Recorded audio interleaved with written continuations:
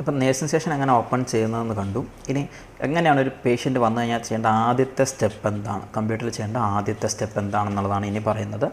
ഇപ്പോൾ ഈ പേഷ്യൻറ്റ് ഇപ്പോൾ വന്ന ഒരു അഡ്മിഷനാണ്. ഇന്നത്തെ ഡേറ്റ്, ഇന്ന് 19 ഓഗസ്റ്റ് ആണെന്നാണ് ഈ സിസ്റ്റത്തിൽ കാണിക്കുന്നത്. അതേ ഡേറ്റിൽ തന്നെ അഡ്മിറ്റ് ചെയ്തിരിക്കുന്നതാണ് ഈ ഒരു പേഷ്യൻറ്റിനെ. ഈ പേഷ്യൻറ്റ് വന്നു കഴിഞ്ഞാൽ എന്താണ് ആദ്യം ചെയ്യേണ്ട സ്റ്റെപ്പ്, അതാണ് പറയാൻ പോകുന്നത്. നമ്മൾ ആദ്യം ആ പേഷ്യൻറ്റിൻ്റെ പേര് ക്ലിക്ക് ചെയ്ത് ഓപ്പൺ ചെയ്യുക.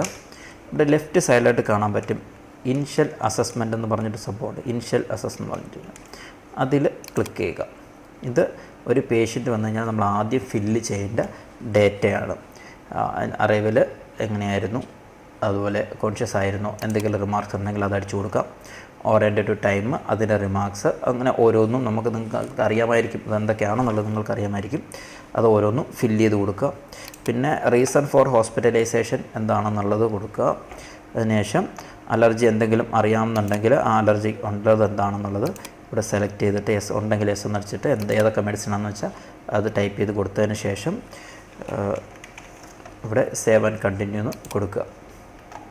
ഇത് ഡേറ്റ എല്ലാം ഫില്ല് ചെയ്തെങ്കിൽ മാത്രമേ വരത്തുള്ളൂ. ഞാനതിപ്പോൾ കാണിക്കാൻ വേണ്ടി മാത്രം വെറുതെ ഒന്ന് ഇടുകയാണ്. പെയിൻ സ്കോർ എന്ന് പറയുന്നതൊക്കെ നോക്കുന്നുണ്ടാവും. 7 കണ്ടിന്യൂ കൊടുത്താൽ അടുത്തത് പാസ്റ്റ് മെഡിക്കൽ സർജിക്കൽ ഇൽനെസ് എന്ന് പറഞ്ഞതാണ്.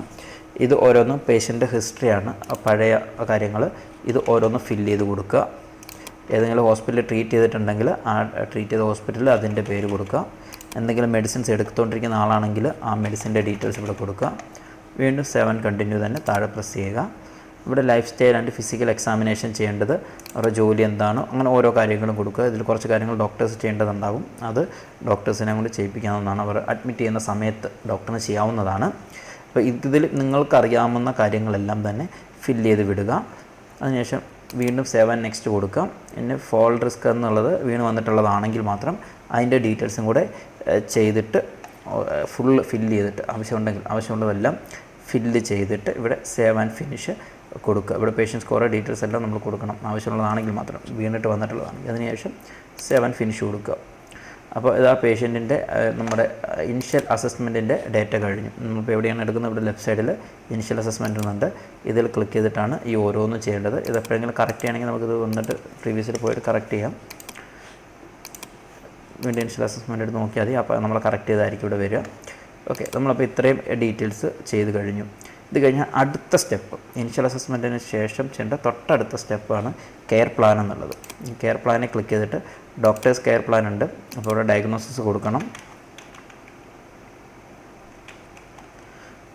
ഡയഗ്നോസ് എന്താണുള്ളത് കൊടുക്കുക. ഓരോന്നും ഫില്ല് ചെയ്യുക. നഴ്സസിൻ്റെ കെയർ പ്ലാൻ നിങ്ങൾ ഫില്ല് ചെയ്യുക. ഡോക്ടേഴ്സിൻ്റെ പറയാൻ ഫില്ല് ചെയ്യാനായിട്ട്. നഴ്സസിൻ്റെത് നമ്മൾ ഫില്ല് ചെയ്യുക. ഫില്ല് ചെയ്തിട്ട് ഇവിടെ സേവ് കൊടുക്കുക.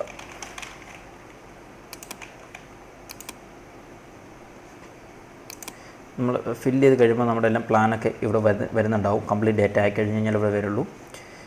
ക്ലോസ് ചെയ്തിട്ട് ഒരിക്കലും ഓപ്പൺ ചെയ്ത് നോക്കാം. ഓക്കെ, ഇപ്പോൾ നമ്മുടെ നേഴ്സസിൻ്റെ കെയർ പ്ലാൻ എന്നുള്ളത് ഇവിടെ വന്നിട്ടുണ്ട്. നമ്മൾ എൻ്റർ ചെയ്ത ആളുടെ പേര്, സമയം, എല്ലാ ഡീറ്റെയിൽസും ഇതിനകത്തിൽ വരും. ഡോക്ടേഴ്സിൻ്റെ കെയർ പ്ലാൻ ഇട്ട് കഴിയുമ്പോൾ ആ ഡീറ്റെയിൽസും ഇവിടെ വരുന്നുണ്ടായിരിക്കും. അപ്പോൾ ഒരു പേഷ്യൻറ്റിനെ നമ്മുടെ കയ്യിൽ കിട്ടിക്കഴിഞ്ഞാൽ ആദ്യം ചെയ്യേണ്ടതാണ് ഇനിഷ്യൽ അസസ്മെൻറ്റും കെയർ പ്ലാനും. നമുക്ക് ഇതിനകത്ത് എവിടെ നിന്നാണ് റിസീവ് ചെയ്തെന്നുള്ള ഡീറ്റെയിൽസ് ഒക്കെ അടിക്കുന്നത് നേഴ്സസ് നോട്ടിനകത്ത് ചെയ്താൽ മതി. ബാക്കി അതിനകത്ത് ഫില്ല് ചെയ്യേണ്ട ഏരിയാസ് എല്ലാം ആദ്യമേ ചെയ്യേണ്ടത് initial assessment, care plan fill ചെയ്ത് വയ്ക്കുക.